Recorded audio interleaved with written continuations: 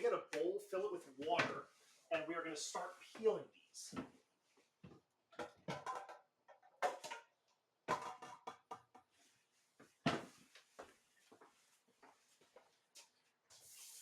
Cold water, obviously.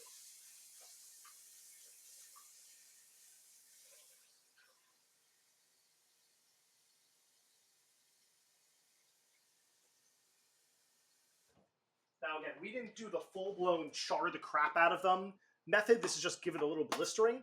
This is just how we'll get rid of some of the deepest char that can be astringent. Little bits, not a big, we're perfectly fine with.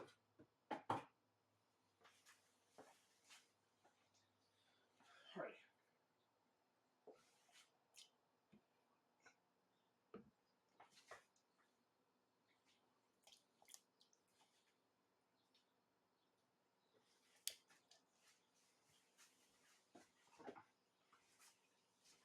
The water is also going to help make it cool enough to handle.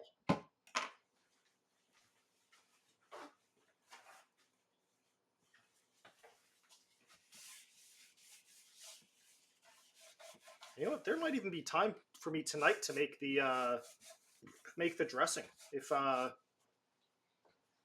biggest limitation I have is just making sure I've got food for the family around 6 o'clock Eastern Standard. It's so I've got an hour and a half to make sure I have dinner ready. But with the sous vide doing all the work, it's not a big deal. So I might make up some salad dressing too. A soy balsamic dressing. So you can see right here that the skin peels like super easily.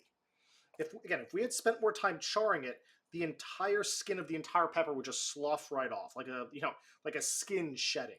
I don't have time for that. I'm already, this is an extra step that I'm doing to begin with, and we can see how a little bit of that char, a little bit of that roast came through, and that's what we're looking for. Just that, again, if we roasted this all the way through, there would still be that little bit of char, and that's what helps to elevate a dish like this. And it's, if you have the two side by side, you might still say, oh yeah, this is delicious, like what do I care? But then you try it one with that's heavily roast, you're like, okay, I get it. Like there's a big difference.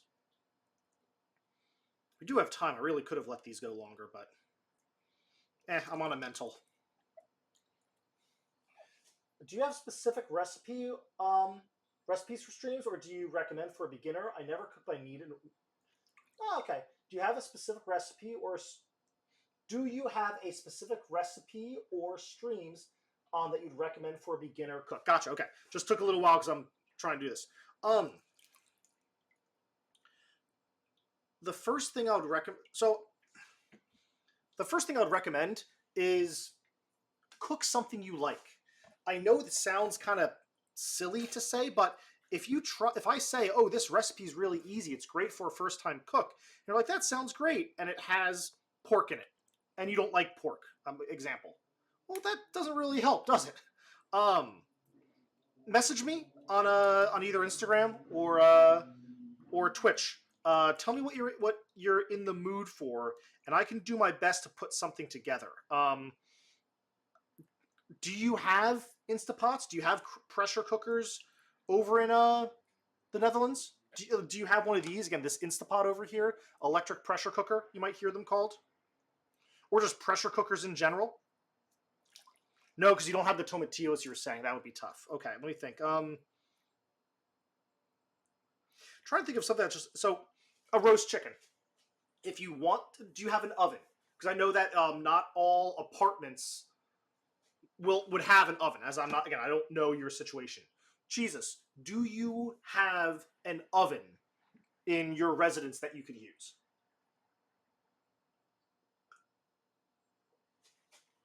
Sadly not. So no oven. Confirm. No oven, please. Because I know there is a delay.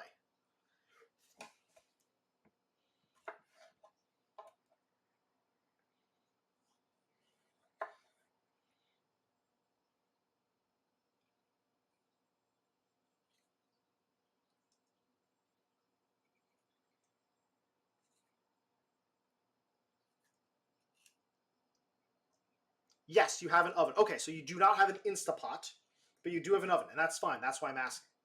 I will send you a recipe for roast chicken. I don't know, because again, I know you've got your new job, which is awesome.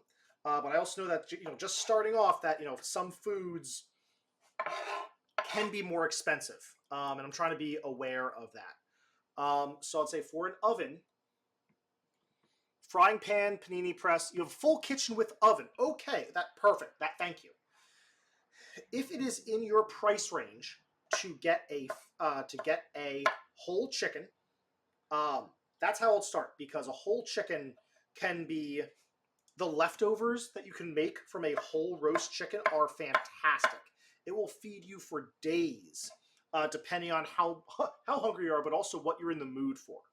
And knowing you can have like a panini press, well, you can make chicken one day, a whole roast chicken, and then the next day use some of the chicken breasts in some bread and make a panini, with it. Let me send you a recipe that I have done dozens of times. I think I've done it on stream at least once, of a chicken recipe. I'm a big fan of whole chicken, but it does end up, and what's cool about it is it's also going to give you a technique for doing whole chickens, where the flavor combination is kind of up to you. The method is what's unique. For Easter families with my uncle, even better. Perfect. Let me give you this recipe. All right, so, and especially if it's for Easter, then it's in the U.S. I can buy a standard whole chicken for about $1 a pound, $1 US a pound. I'm not sure of the exchange ratios right now, otherwise I'll give you more info. But a whole chicken, a standard supermarket whole chicken is very inexpensive. I tend to buy more expensive ones simply because I think they taste better. But again, I know that's not an option for everyone. But just if you can get a whole chicken, I'll shoot you something that you'd like.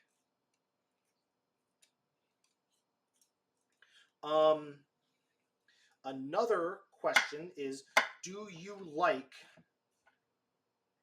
foods from other cultures? And are you able to get spices from other cultures? So, for instance, are you a fan of Indian food? And if so, are you able to get like a garam masala, or can you get cumin? Can you get coriander? Because again, I know what's available in U.S. supermarkets. I don't know what's available over there.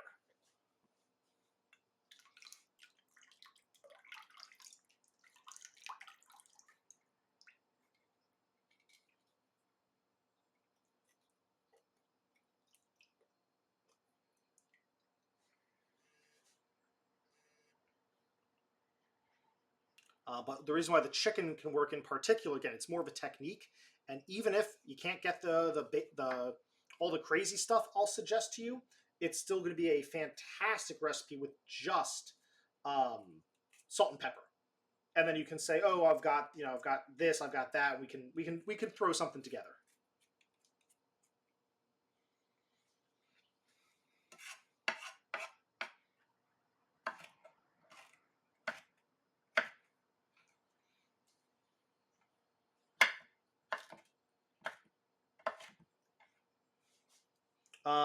Would you want me to message you here on Twitch, or would you want me to message you on like Instagram or something?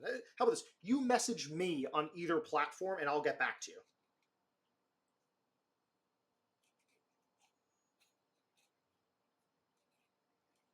Whichever platform I hear from you on, I will reach out to you.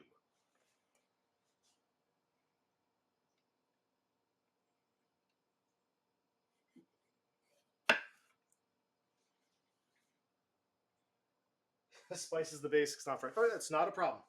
That's why, again, that's why I acknowledge that.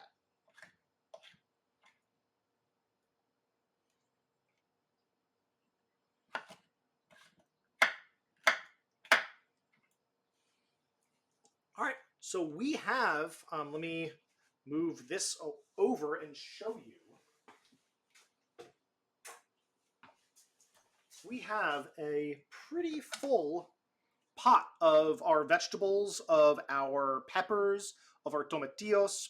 What I'm probably going to do is I'm going to throw in another onion, because I really do like the flavor of onions. I'm going to throw in some more tomatillos, and I'm going to throw in a little more meat. I'm going to leave the peppers the same, even though there's not much spice in this. Again, I do have a young kid, and they can be a little more sensitive than I am, at least. So let me clear this. Let's throw one more onion in.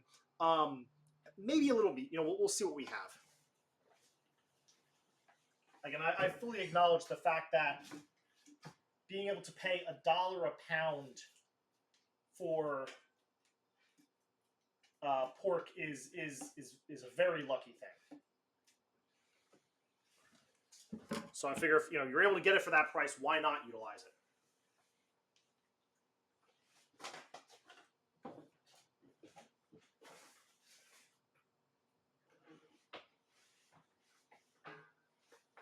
Alrighty.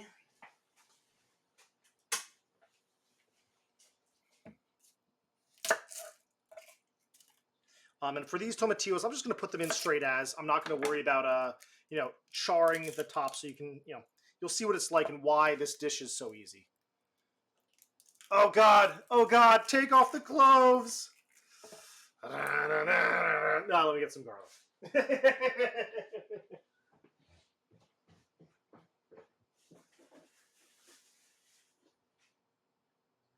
No! Ah! Oh, same.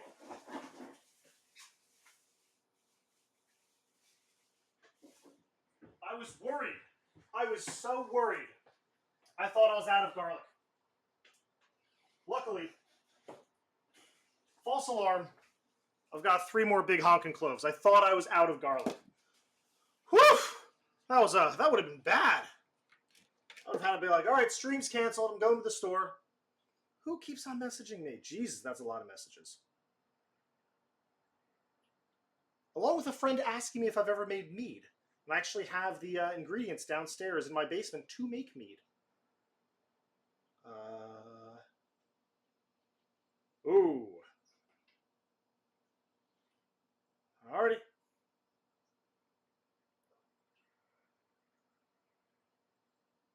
I just got a pretty big thing that we'll be doing. All right, we're good. Sorry about that. Message, no rush. No, it's, for Easter, you're talking a month away. So what I can do is I can send you 1 or 2 ideas, and you can see what fits your, you'll see what fits and works for you best. I like that idea, Jesus, I really do. In addition, if you want ideas for any sides, I can think of, I've actually got one side in particular that I think would be like crazy good, like a really impressive side. I noticed that you more or less use the same few recipes that you love. You found new spices that you add to most of the food you cook.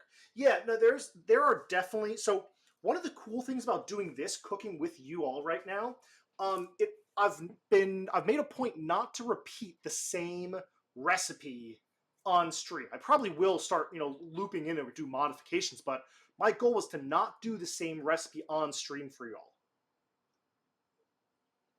At home, when I'm not streaming, I tend to do like a fajita or a taco dish once a week. I tend to do salmon every other week, and almost always the same way.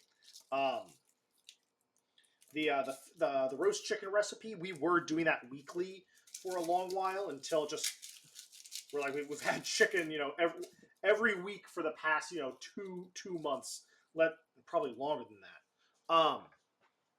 But no, I agree with you, Garner. It's easy to fall in. So I actually subscribe to a magazine, a paper magazine that comes, America's Cooks Illustrated. I've mentioned it before, and I absolutely adore it because they go into the science of why certain foods taste the way they do. They have great photos, beautifully illustrated. Let me see. And there's Mittens asking for suggestions. Let me go grab the Cooks Illustrated and show you what I mean.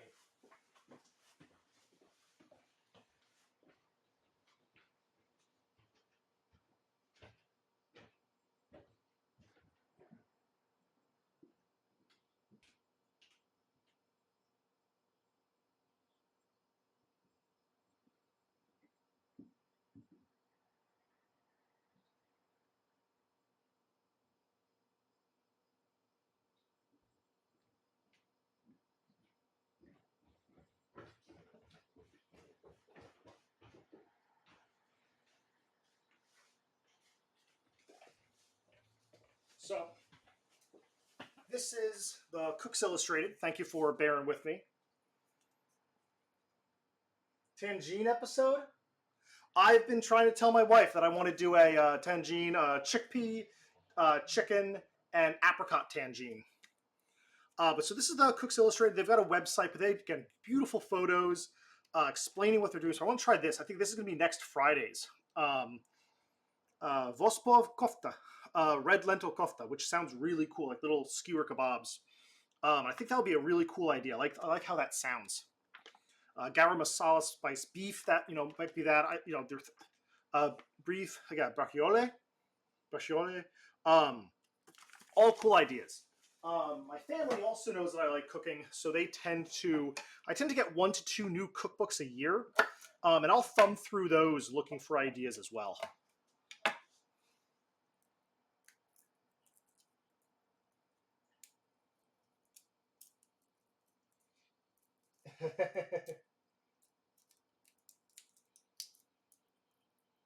You're all excited. It was Friday. We would have friends over.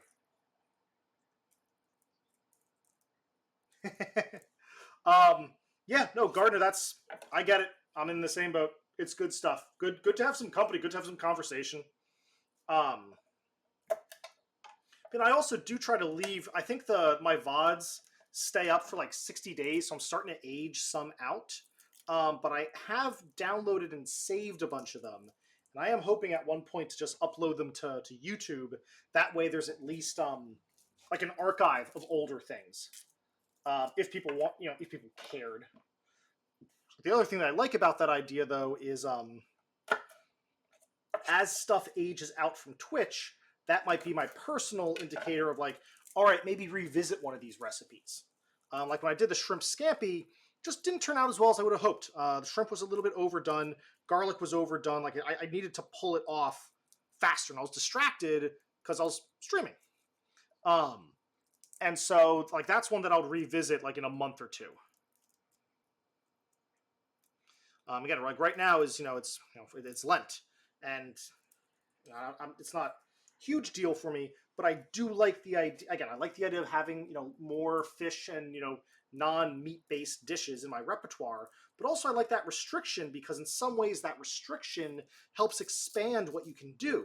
Because it's saying, okay, instead of having every cuisine of every culture in the world, open at my disposal, I'm doing this limitation. That can sometimes be a lot of fun to purposefully do those kind of limitations for yourself.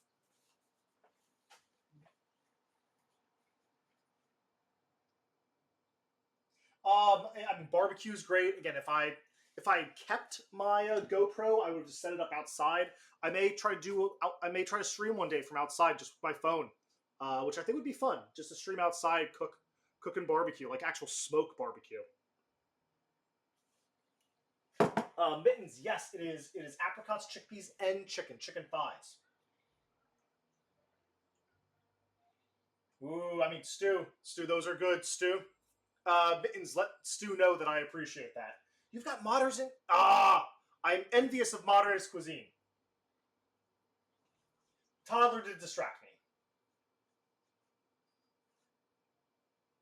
Recipes from the Balkans, very cool. Yeah, it's I've got Serious Eats. I think let me grab one or two.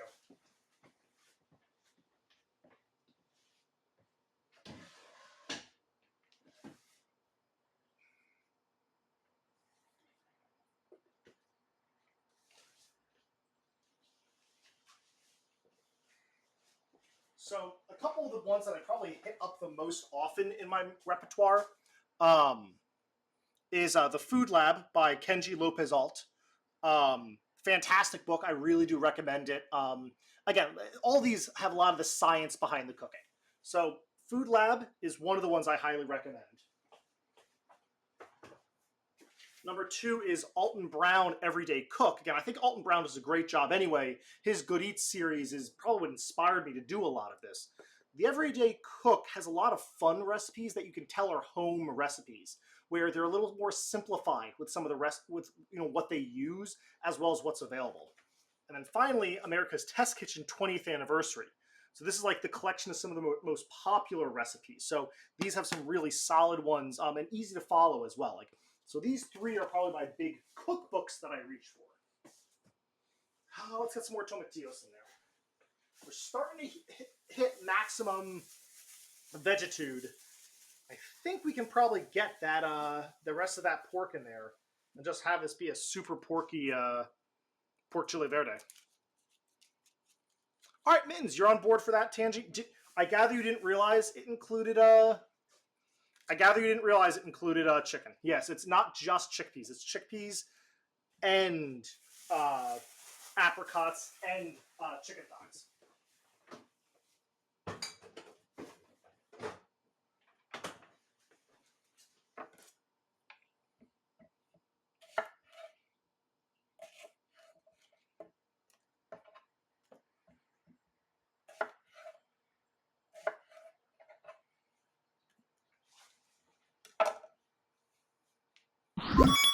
Hey, Mittens!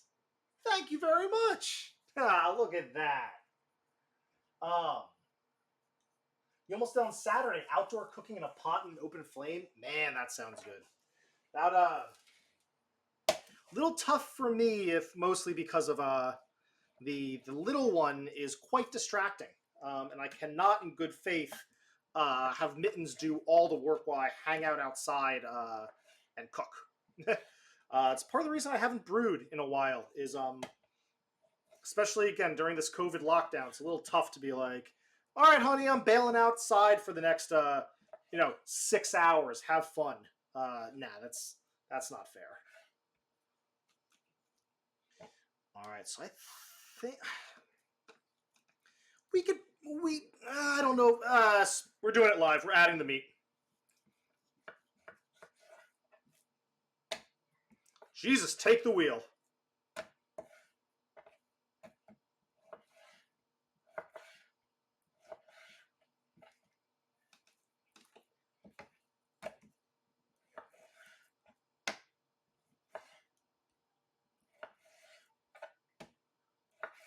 Mostly, also, I'm looking at like this is beautifully marbled. You don't hear marbling too often with pork shoulder, but man, that looks good. All right, let's get this out of the way.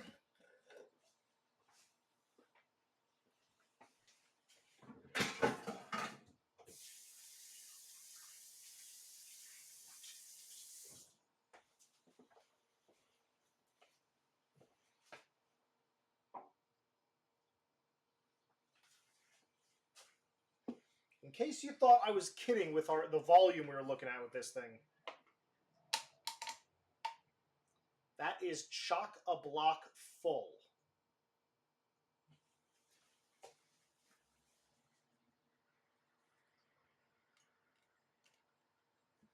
Oh, can't wait. All right, let's see. Plan was to cook kale, collards, and male sheep without Kostrandina. Bad weather ruined plans. Oh, that stinks. Lauren Saver Cheese, you can't drive? No worries. Again, as long as you can walk to a supermarket, I think I can provide you with a recipe that'll do. Yeah, Jesus, we'll figure out something. I'm not concerned. I'm not, as long as you can get to a market, like you're good. That sounds good. So yeah, it's a male sheep without balls. We would probably refer to that as castrated. Is probably the English term. I know you're you're talking second language, and I appreciate that. That sounds good. But yeah, bad weather, no good. All right, let's add in our next bit.